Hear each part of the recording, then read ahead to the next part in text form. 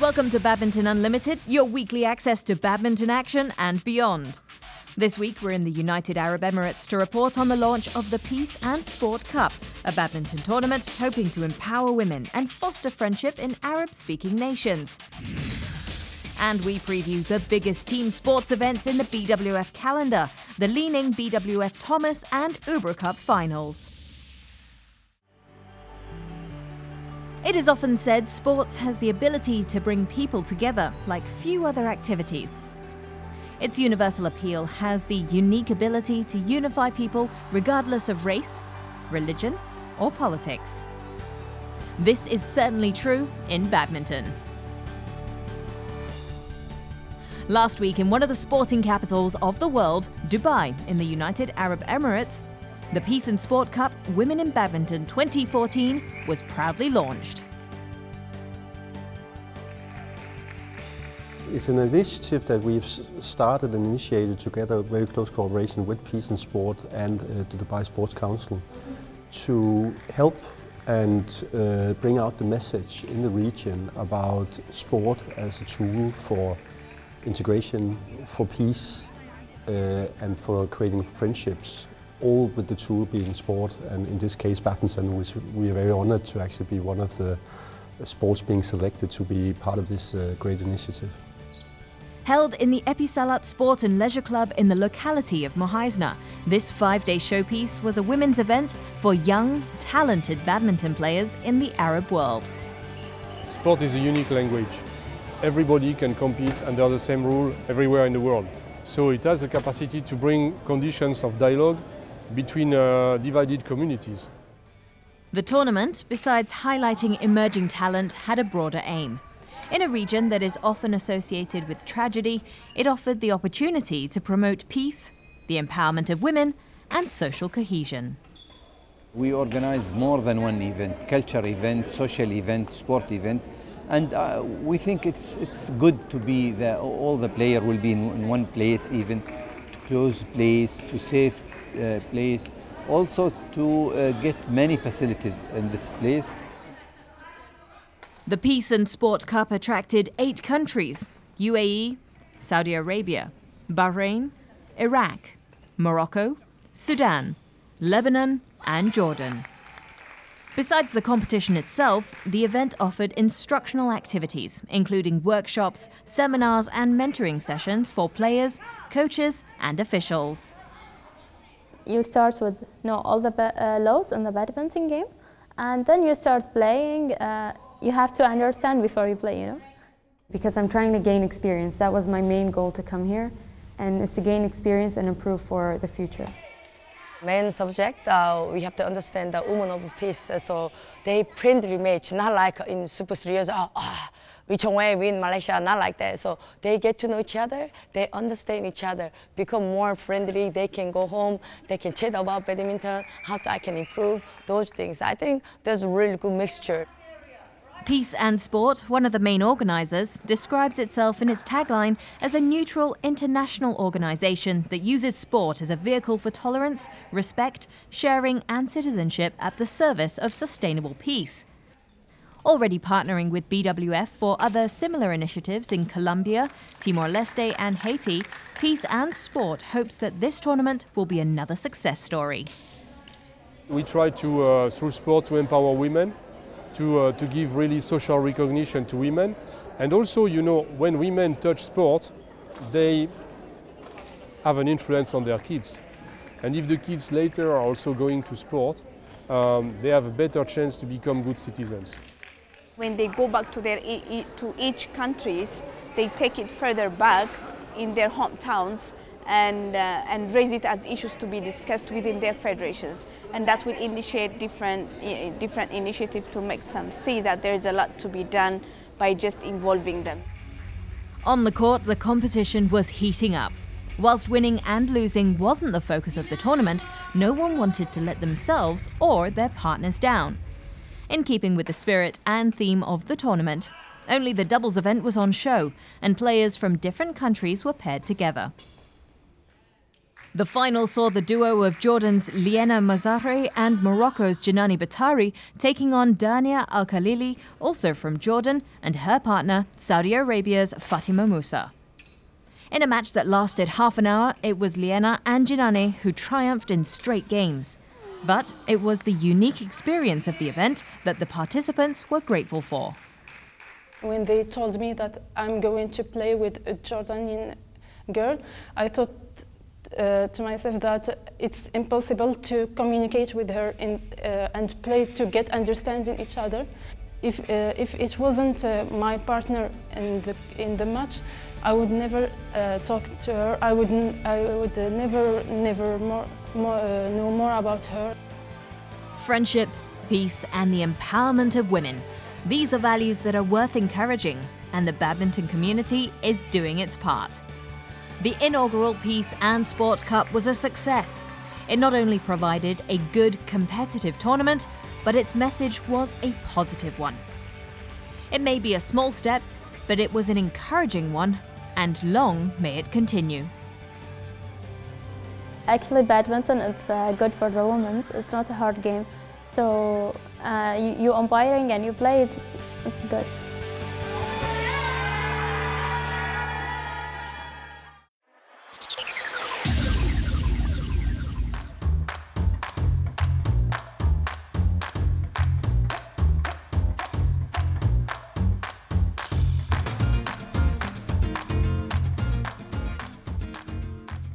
My favorite holiday destination would be Italy, probably. My sister's living there with her family, so as soon as I got a free weekend, I always go down there.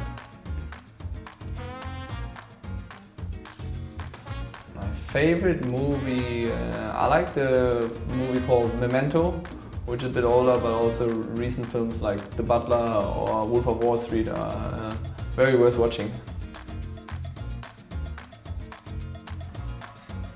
My favorite badminton venue worldwide would be probably Jakarta, because it's amazing how the people celebrate badminton, and it's really a lot of fun to play there. At the moment, Hans Christian Wittinghus is my most feared opponent, but in general probably, I have to say Chong Wei. As my mixed double partner, I would pretty sure pick Birgit Michels from Germany. We started playing mixed together when we were both 7 years old, until we were 17 or 18 years old. Since then our ways kind of parted, but I wish I would play mixed with her again.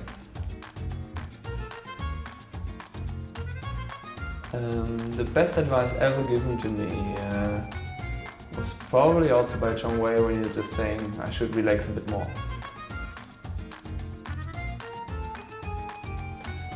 If I had the chance to choose two persons to invite to my house, I would probably choose someone like Barack Obama and maybe Dalai Lama or some of these big guys.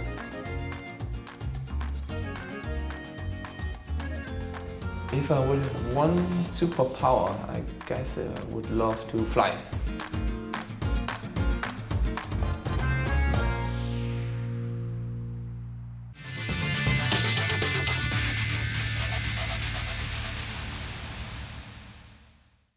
Time to test your badminton knowledge. Name the players who hold the record for the longest rally in badminton. And the answer is Janne Jorgensen and Nguyen Thien Minh. Jorgensen squared off against Thien Minh at the quarterfinals of the 2013 BWF World Championships in Guangzhou, China. For 2 minutes, they lobbed and smashed the shuttlecock back and forth. When it was all said and done, they had exchanged 108 shots and set the record for the longest rally in badminton history. Jorgensen won the point, but Thien Minh beat him to become the first ever Vietnamese medalist at the World Badminton Championship.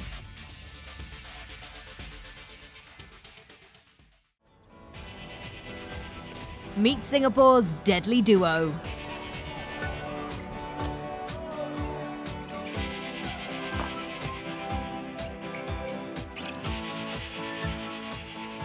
Dubbed Singapore's best bet in badminton, Dani Barakrishnanta and Vanessa Nyo are the country's highest-ranked players in the BWF World Rankings. The mixed doubles pairing are placed 12th in the world and climbing. Dani hails from neighbouring Indonesia and started playing when his aunt, former Indonesian Uber Cup winner Christina Finarsi, gave him a racket at the age of 10. When he turned 19, he decided to move to Singapore for greener pastures.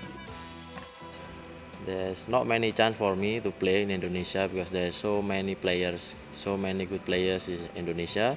I just try to look a better chance in Singapore to be the world-class badminton player, and I saw there's chances in Singapore.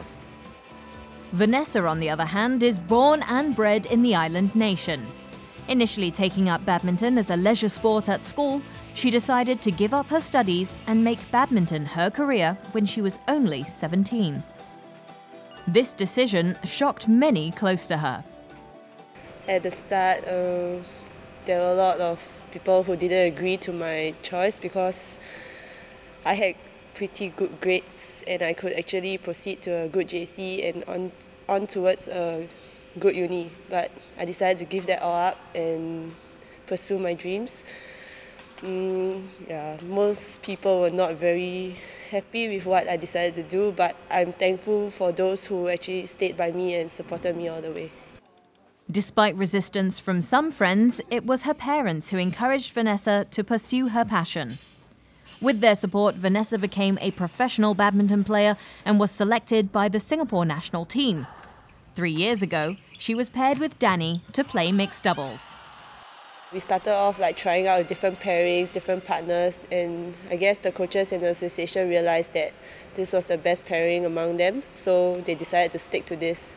And I'm glad they stick to it because our hard works have paid off recently, and hopefully it will blossom more in the future. I'm happy to work together with Van, and we achieve many results that best I can get with Vanessa. So yeah, we're still trying to get better and better. Hopefully we can get the better result in the future together. In 2012, the pair made 4 Grand Prix Gold semi-final appearances: the India, the Bitburger, the Thailand and Malaysia Opens. Their persistence finally paid off when the mixed doubles pair overcame Indonesians Muhammad Rijal and Debbie Susanto to clinch their first Grand Prix Gold title at the Yonex Dutch Open last year. That win boosted their confidence as they headed to Myanmar for the Southeast Asian Games in 2013 as medal hopefuls for Singapore. Unfortunately, it didn't turn out as they hoped when they crashed out of the Games in their opening match. SEA Games means representing the country, trying to fly the flag high. We wanted to do well, but it didn't come out to what we expected. Maybe we were too nervous or we weren't prepared well, but yeah, so we didn't really perform up to standard, and definitely we were rather disappointed. I have to try to deal with it and try to put it aside and mainly focus on the match, because at the end of the day, that's what's most important, and trying to win the match and trying to win every point is most critical. So that's a very big lesson learned since the SEA Games last year. Putting that disappointment behind them and taking away some valuable lessons, Dani and Vanessa have been focusing on quality performances at tournaments. And one of their proudest moments this year came at the Yonex All England Championships. In All England is one of the biggest tournaments.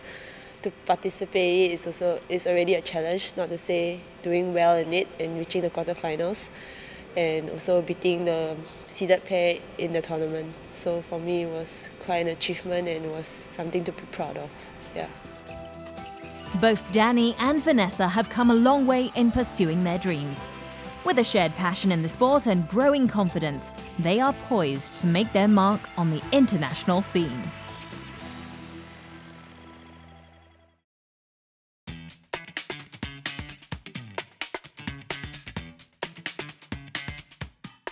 So we'll start off in my big pocket. Obviously my main tool, the weapon of mass destruction, as they sometimes call it, my badminton racket. Actually, my little black book, it's got lots of little bits in it. So every opponent that we play against, I actually write down what their strengths and weaknesses are, how we would play them next time and things. So that's actually one of my main tools that I take away with me. So that's a really, really interesting thing to have. That's about it for my main pocket. Small pocket. Let's see what I've got in here. Some headphones. Beats headphones. These are good for when I wear them when I'm warming up for matches or when I'm doing a physical. If I'm on the bike or if I'm running, always nice to have some good music here to keep you going. So, what else have I got? Black TheraBand. Now this is good for exercises. Again, when we're away at tournaments, there might not be a decent gym, so lots of shoulder stuff and little different exercises. Obviously, shoes. So actually, still a little bit sweaty from this morning's session. So, yeah, again, something that our sponsor provided us with. Great shoes. In the smaller pocket, I think, a pair of scissors. Again, when our rackets strings snap. It's important because we have them strung at such a high tension that we cut the strings out straight away, because otherwise the rackets can fold and they can break. So always keep them with you. A sweatband, again, you never know when you need it. So yeah, I think that's about it for my racket bag.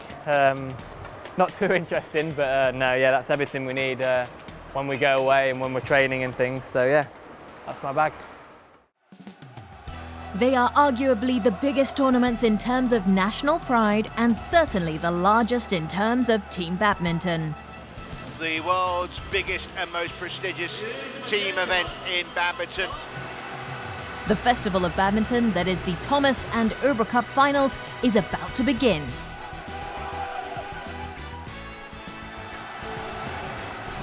This year's edition of the oldest world competition will be played in India's largest city, New Delhi. For the Badminton Association of India, having a prestigious event like the Thomas and Uber Cup in the country provides a boost to the sport's development. This kind of tournaments, they really give a lot of weightage and a lot of encouragement to the players, because they feel that now we are capable enough to do any kind of world level tournaments. Getting to the finals of the events took on a different look this time round. Out went the regional tournaments to decide qualification, and in came a ranking-based system, with nations being invited based on the BWF World Team Rankings. The number of teams at the tournament has also grown from 12 to 16, making it the biggest yet. It is the team tournament. It's regarded as the World Championships for teams, and it's been on for a number of years. So in that aspect, it's been a big traditional tournament. The Thomas and Uber Cups will run concurrently. The Thomas Cup is the tournament for men and starts with a group format, with teams playing each other once before the top two teams from each group advance to the knockout stage. The tournament starts with 4 groups of 4 teams. The most successful nation in Thomas Cup history, Indonesia, is in Group A, along with Thailand, Africa's only representative Nigeria, and Singapore. Japan is the top seed in Group B. They're joined by a strong Danish side, Hong Kong, and England. 5-time champions Malaysia head Group C, along with Korea, Germany, and hosts India. Reigning champions China are in Group D, along with Chinese Taipei, Russia, and France.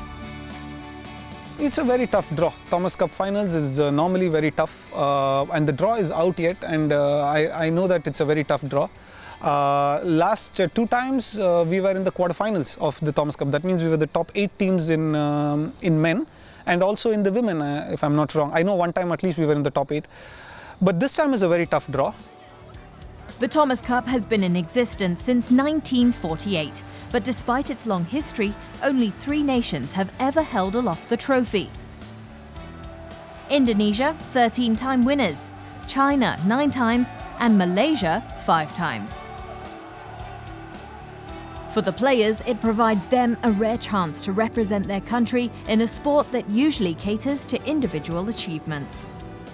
For me, the Thomas Cup is probably the most fun event in the year for different reasons. Of course, I got really good experience and memories for the past Thomas Cups. And also it is, I think the team spirit in the German team is, I would say, legendary. I never win in the Thomas Cup. I just go in the semi-final.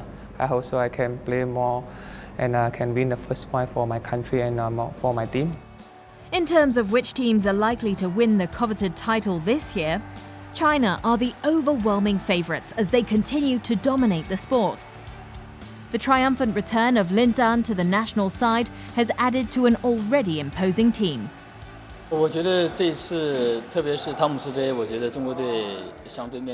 think China will have a tougher time in this year's Thomas Cup because Korea, Indonesia and Denmark are very strong in the doubles category.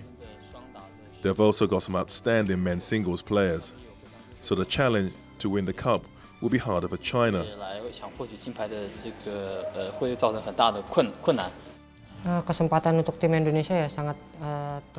I think Indonesia's chances to be champions are as good as ever, and our title ambitions are realistic. But our immediate target is to reach the final first. We'll take it step by step from the group stages and make sure we reach it. The Uber Cup is the women's team event and was first contested in 1957. It follows the same competition rules as the male counterparts, with 4 groups of 4 teams. China, the event's most successful nation, are in Group A, alongside Chinese Taipei, England and Russia. Group B features Korea, Indonesia, Australia and Singapore. Group C is headed by Thailand, hosts India, Canada and Hong Kong. Group D features Japan, the second most successful country, with Denmark, Malaysia and Germany. Once again, China leads the way in terms of predictions to win the title. They're the current champions and have been victorious 12 times.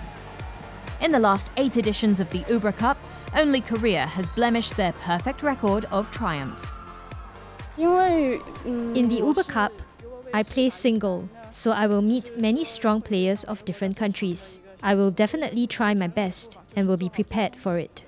It is difficult and it is a team effort. There will definitely be pressure and big responsibilities.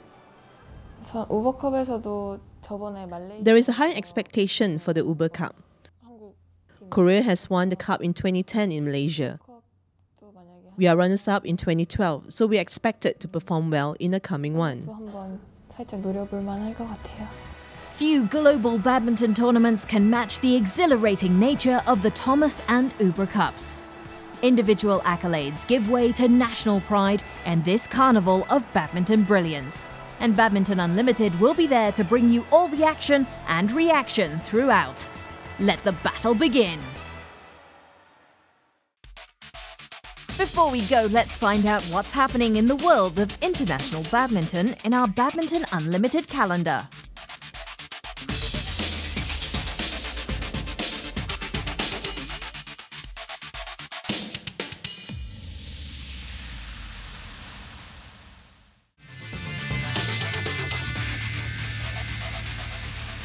Next week on Badminton Unlimited, we're in Indonesia to talk to the country's #1 men's singles player, Tommy Sugiarto.